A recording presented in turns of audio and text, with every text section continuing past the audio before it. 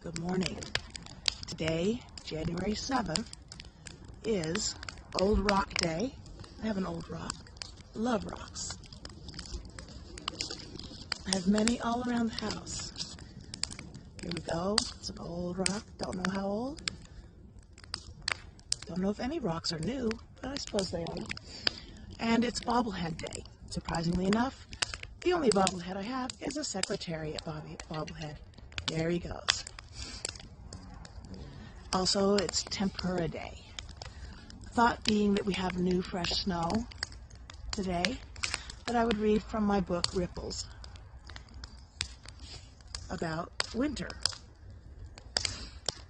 Snow signaled the advent of winter, and we had plenty of it.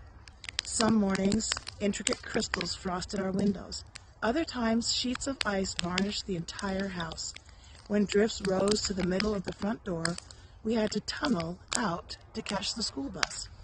As soon as the snow fell, we kids started checking the feed bags.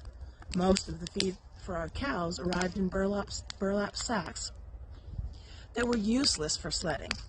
We were looking out for the heavy paper bags that held beet pulp, the supplement that helped the cattle hold weight and stay warm in the bitter cold.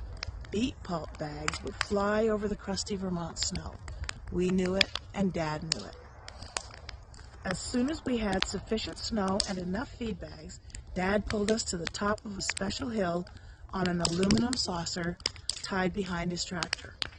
At the highest point, he turned off the tractor and pulled out one of the treasured feed bags. The cold air made the paper crunch when Dad sat down on it.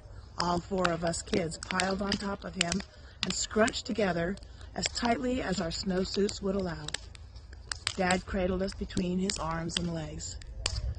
When we were finally assembled, Dad started pushing and pumping with his whole body, inching the bag forward until he built sufficient momentum for the feed bag to take on a life of its own. It flew over the snow. Each run packed the snow harder until eventually we thundered toward the barbed wire fence at the bottom of the hill with such speed that we had to bail out to save ourselves. At the last second, Dad tumbled off the bag with four kids clinging to him more tightly than his own skin. Snow enveloped us.